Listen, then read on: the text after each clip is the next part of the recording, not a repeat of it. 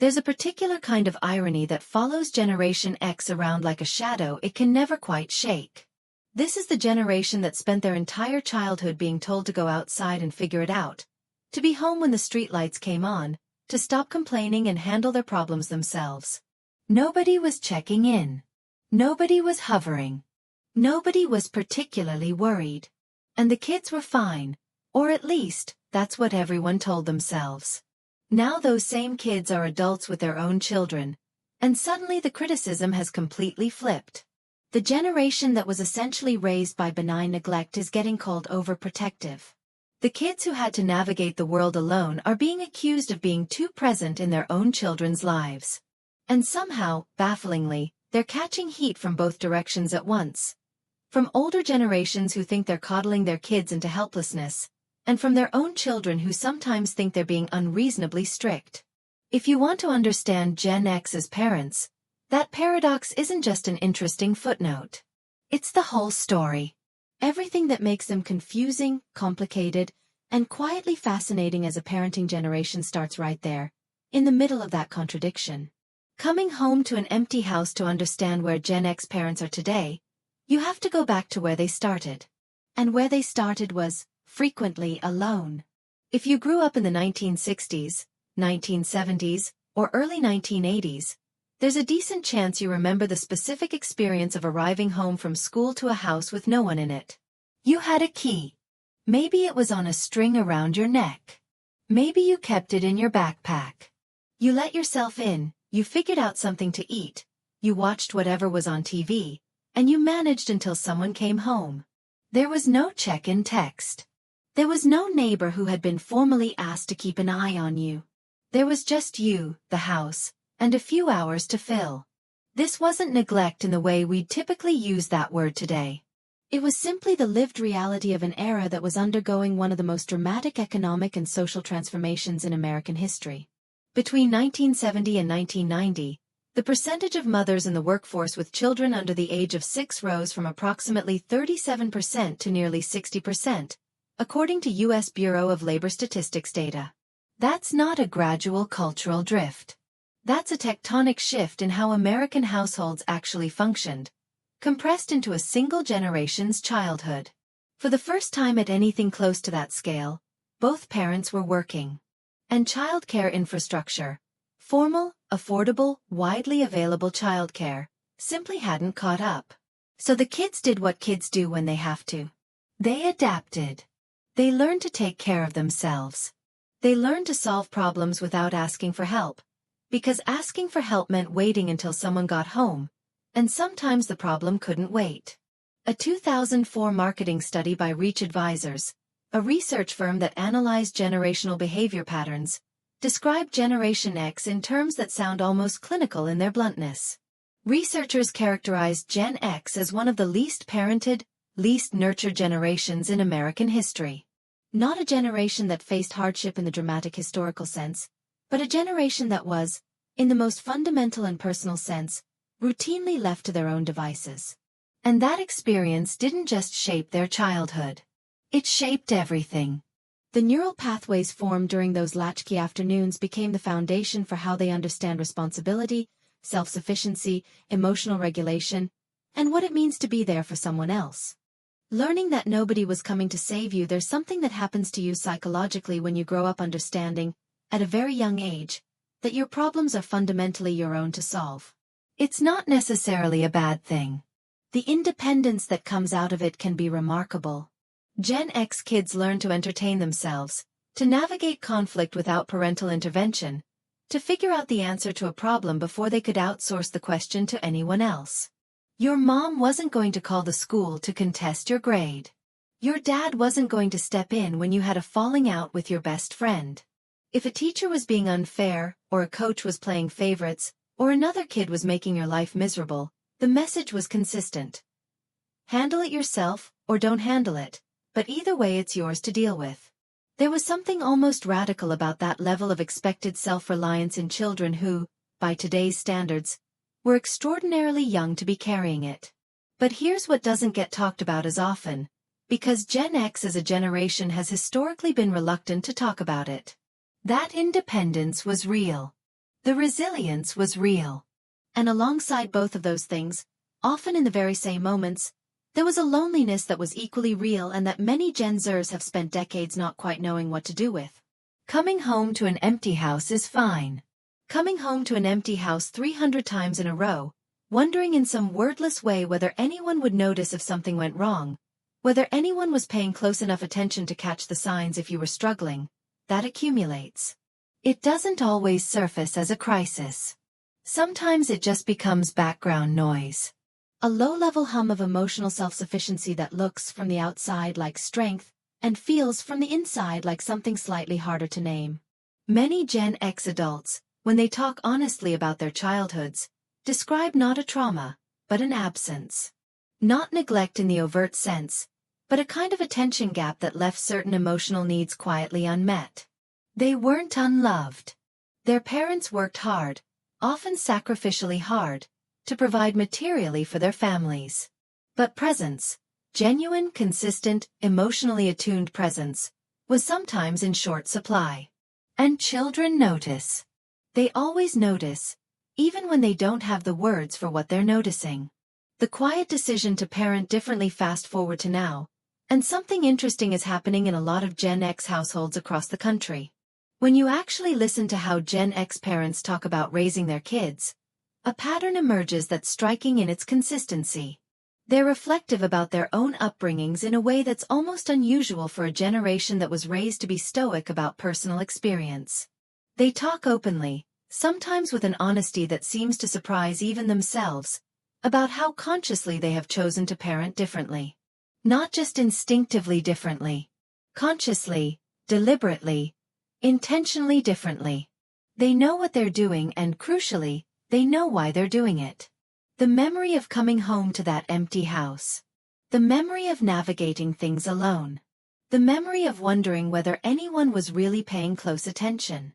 Those memories don't stay neatly in the past when you suddenly become the parent.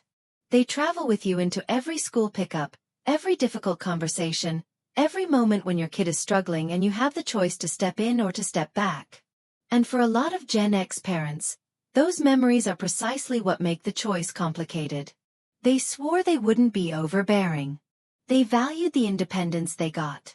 They genuinely believe, on a deep and considered level, that figuring things out on your own builds something essential in a person's character that you can't replicate any other way.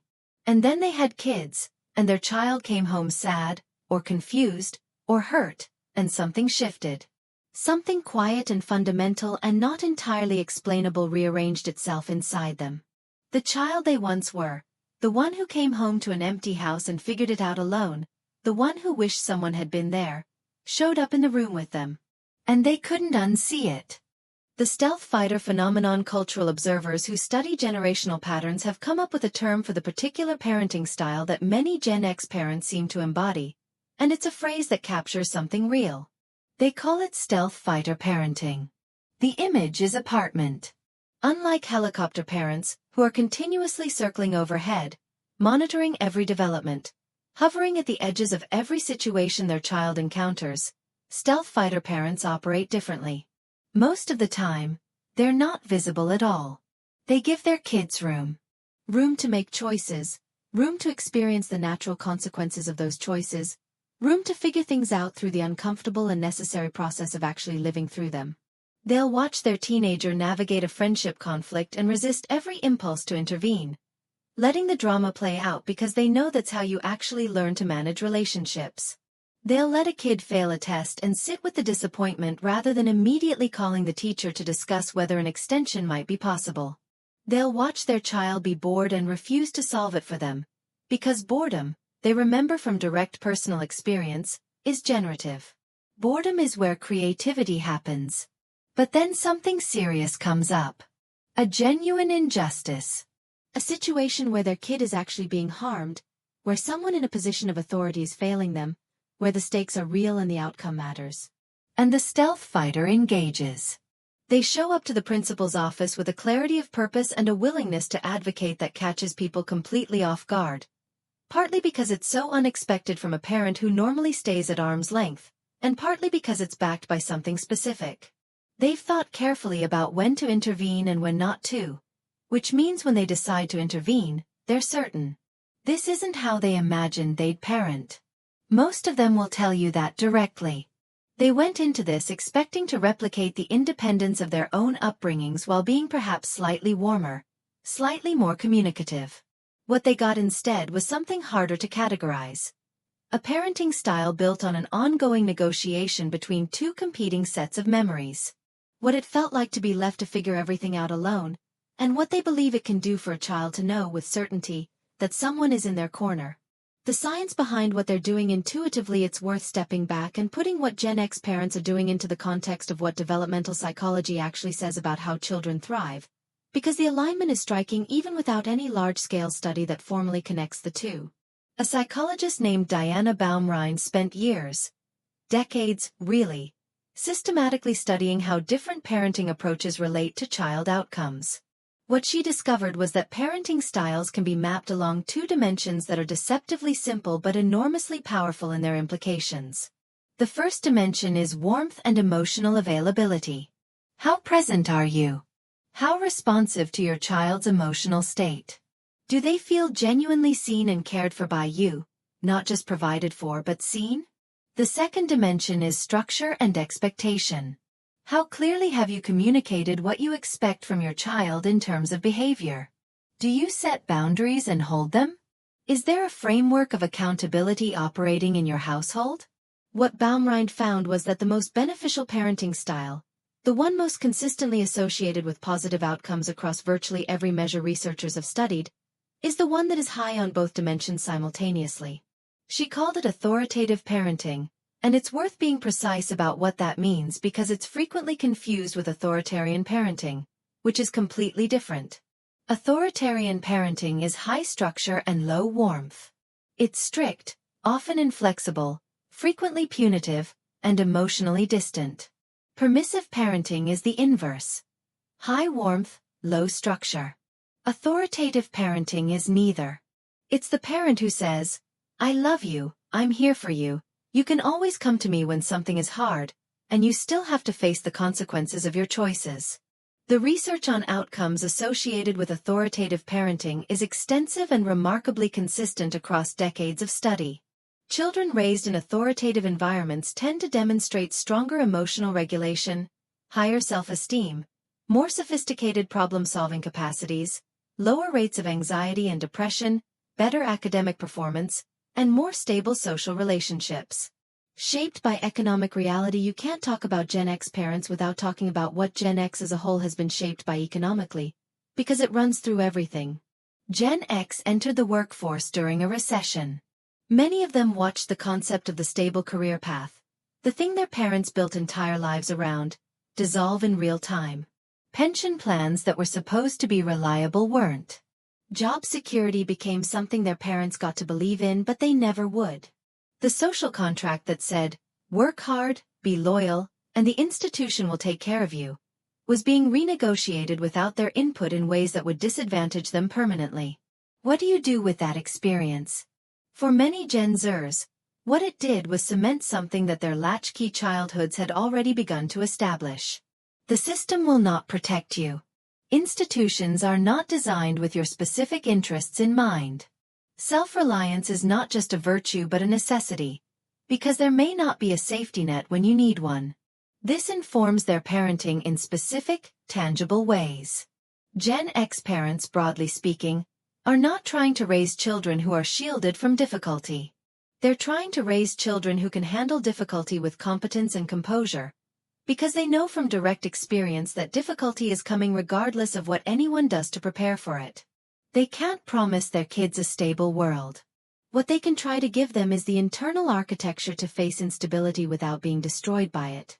The completely different world they're parenting in here's where it gets genuinely complicated, in a way that deserves real acknowledgement.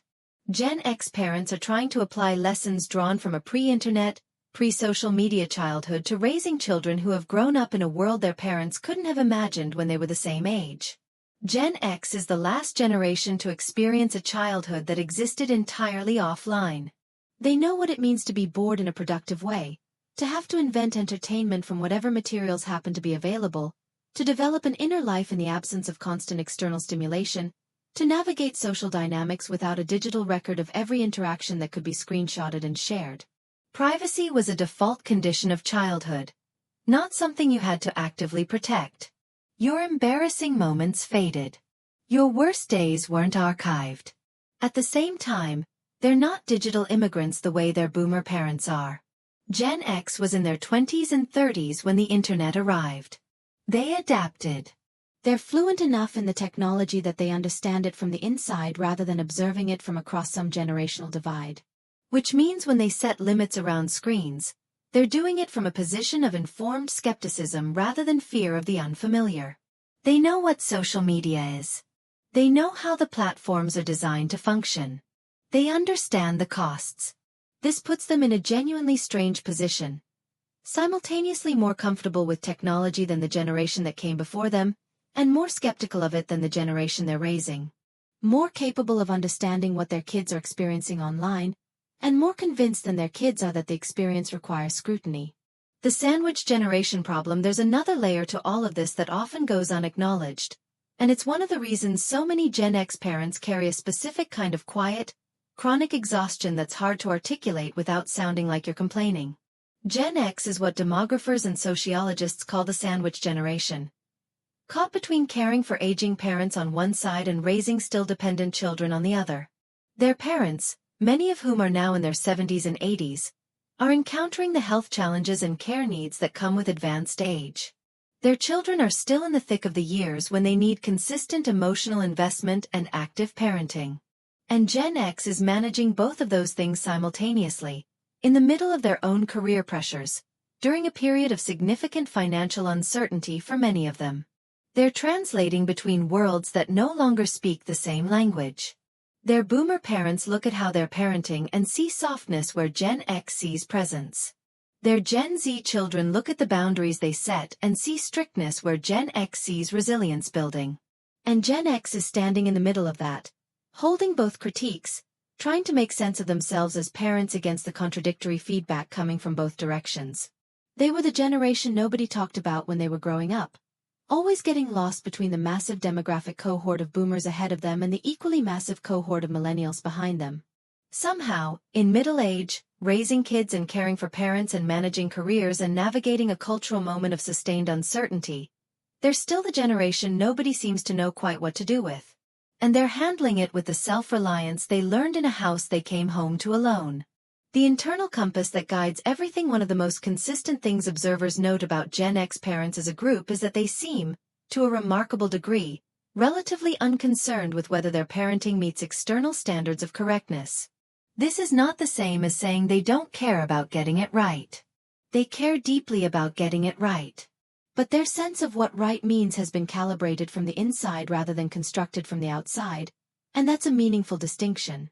The Latchkey experience gave them something specific in this regard. They learned early that external validation is unreliable. They learned that institutions and systems and other people's approval don't reliably track with your actual well-being. They're not parenting by the book because they've never particularly trusted books over direct experience. They're not parenting according to what the other parents at school seem to be doing, because they learned young that what everyone else is doing doesn't necessarily tell you much about what you should be doing. They're parenting according to a set of values they've constructed carefully from two sources: what they remember about what it felt like to be a child, and what they believe their children actually need.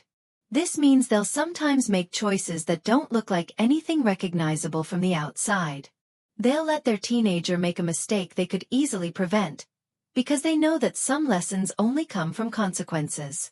And then they'll be there at 2 in the morning when it all falls apart, without judgment, without, "I told you so," ready to help pick up the pieces, because they also know from a place that lives in their bones, what it feels like to be the person in the middle of the night who has no one to call. What it means to break the cycle while keeping what was good. There's a phrase that gets used in therapeutic contexts, breaking the cycle, and it's usually applied to situations of significant dysfunction or trauma, things that are clearly harmful and clearly need to stop. What Gen X parents are doing is something more nuanced than that, and it deserves its own language.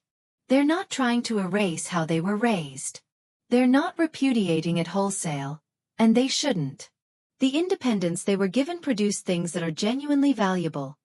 self-reliance, resilience, comfort with solitude, the capacity to manage one's own emotional experience without constant external scaffolding. Those aren't deficits. Those are assets. What Gen X parents are trying to do is something more delicate. They're trying to keep what was valuable: the grit, the resourcefulness, the independence, the ability to sit with discomfort and come out the other side, while adding what was missing: the presence, the emotional availability, the sense that someone is genuinely paying attention to you, not just as someone who needs to be fed and housed and transported to activities, but as a person whose inner life matters and whose experiences deserve witness. That's a precise and difficult project.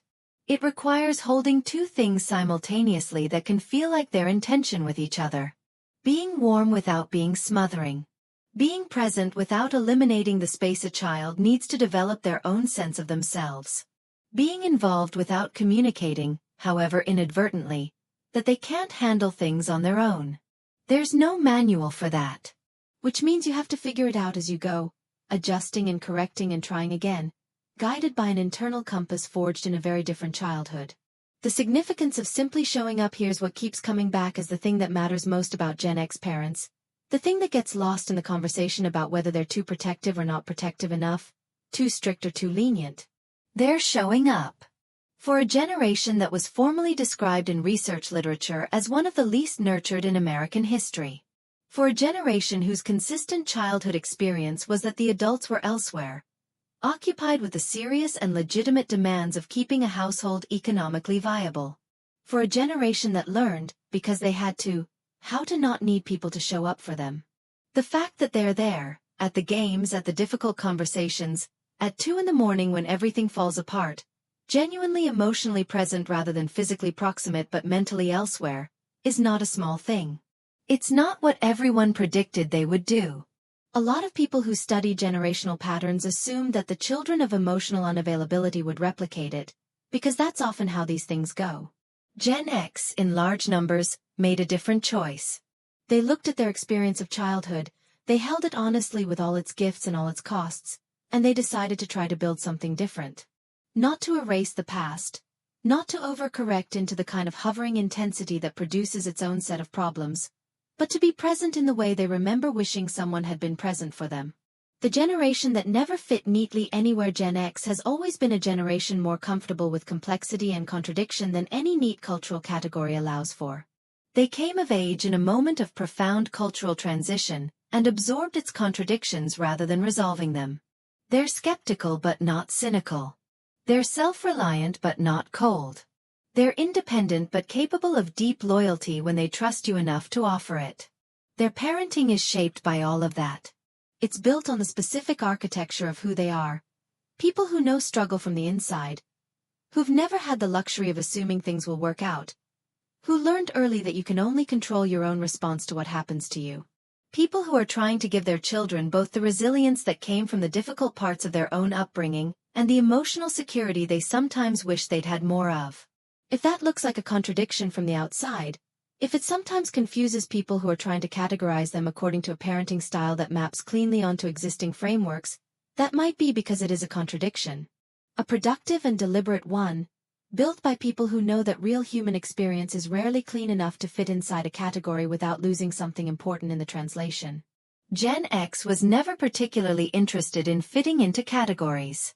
That's probably true whether they're talking about themselves, or about how they're raising the next generation.